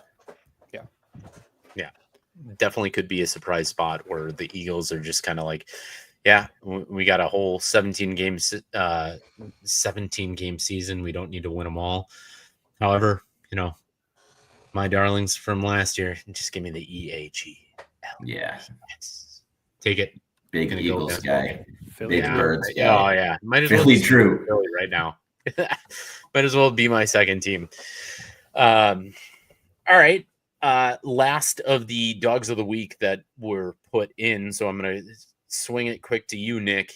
You got Arizona covering against San Francisco. Do you have them also winning this game? Yeah, I do. I have them winning, and it's funny because Arizona, we're gonna look back on them and say if they win this game, wow, Arizona 3-0. But I don't think there's anything here. I think they're a very mediocre football team with a lucky, favorable schedule to start out the gate. So I do think they're going to win. I mean, if Brock Purdy plays, I think that it probably goes to San Francisco. As of right now, my understanding is that he's not going to play, so I'm taking Arizona. Not you have to change it, obviously. I'm stick to Arizona, but I will use that as a crutch later if they lose. So makes sense. I mean, you play both sides. You make sure that that you're covered on both. I mean, if you're not playing both sides, what are we doing? Yeah, exactly. Got to cover your ass a little bit. NFL football. That's the way that things happen. I'm just taking the home favorite here, where I think it could be. Again, another close game. You got a Mac Jones backup quarterback. I think this is going to be sloppy. I think it'll be really sloppy. So wherever the total ends, it's 45.5 right now. Stay away from that. Yeah. Bet the under. I'm probably going to bet the under in the game. Be honest with you. You like them sloppy. Extra sloppy for you guys. And that's the only reason why I'm leaning towards the 49ers, because I think all around they might be the better coach team of the two. Definitely the better coach team for sure. Yeah, they are. Like that's yeah. Jay, where do you round us out in this game? I'll take the Niners as well. Nick, you made my decision for me when you said if Arizona wins this, they're going to be 3-0, and I just can't live in that world. So I'm going to take the Niners. That's fair. That's totally fair. Self-preservation based on your last year's picks. I took the Cardinals way too much last year. It got burned pretty good. So they were pretty good last year, though, right? Were they? No, they were terrible. Yeah, they were not. They were really bad last year. They had a top 10 draft pick. Yeah. Monday night game, which I'm very high on, as I've already alluded to multiple times. Going to Jay first. Who you got between Detroit and Baltimore on Monday night? I like Detroit here. I can't put my finger on why. I think Baltimore's. I think this is going to be a fun game, and it's more of a rooting interest that I'm taking the Lions here. So don't ask me for a deeper analysis than that, but I'm taking the Lions. Okay. We don't ask for deeper analysis of that other than your picks here on Three Man Weave. So I can't go against that. Nick, what about you? How you feeling? I believe the Lions went to the Ravens last year, or maybe it was 2 years ago, and just got absolutely boat raced by the Ravens. So I'm taking the Ravens. I think that honestly, until further notice, I think the Ravens are, if they're not playing the Bills, they're probably who I'm going to pick. I think they're so good. I think they're so good at everything. So I'm taking the Ravens. Mm-hmm. I think this is a last possession game. In my mind, maybe it's wishful thinking and hoping that that's what we see on a Monday night game, but we've gotten that somewhat in 2 night games in 2 weeks, either on the variation of Monday night or Sunday night. And I think a last position game will be fun to watch. And maybe it's a what have you done for me lately, or what have you waxed my team for lately? And I'm going to side with Jay. I think Detroit has got some gas in the tank from last week, and they're going to continue that this week. Although I do have the Ravens going to my Super Bowl. I don't think this is a sidetrack game for them if they lose it. But I just like the way Detroit is shaping out after last week against us. So last game, we know the game we're picking, and we've analyzed it to the nines this week. Nick, I'm going to start with you.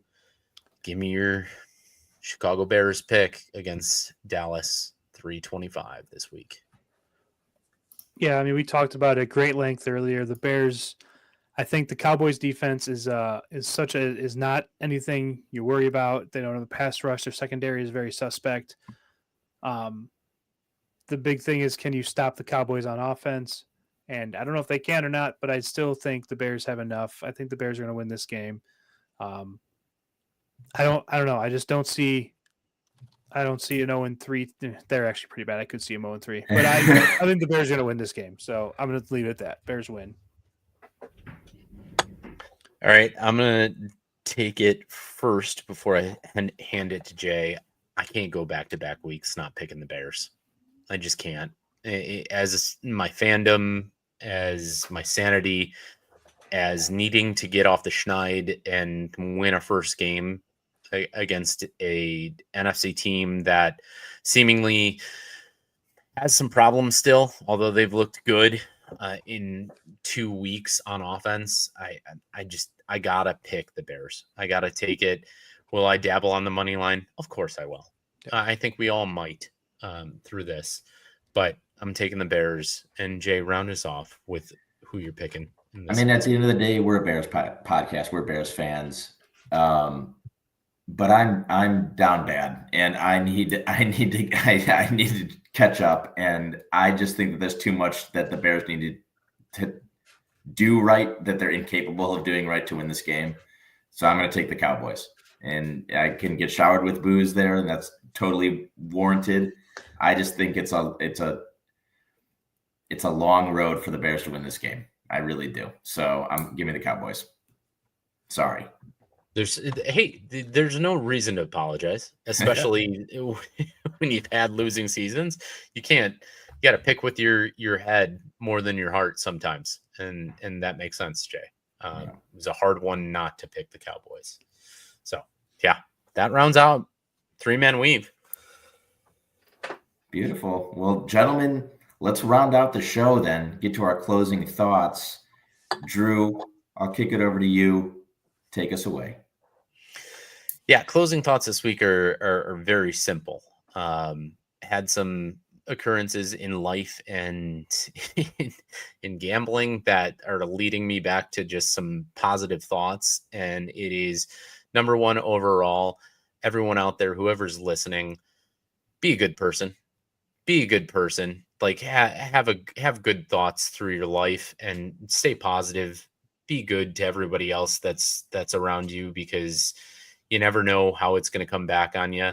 I know that's a very, very broad in just relative terms, but I'm coming out trying to be positive on this podcast. over the first 3 weeks, and I want everyone out there to try to echo that and be good people, send good thoughts. Our team needs it, life needs it, so be good people. We love you. Hey, hard to argue that. Well said.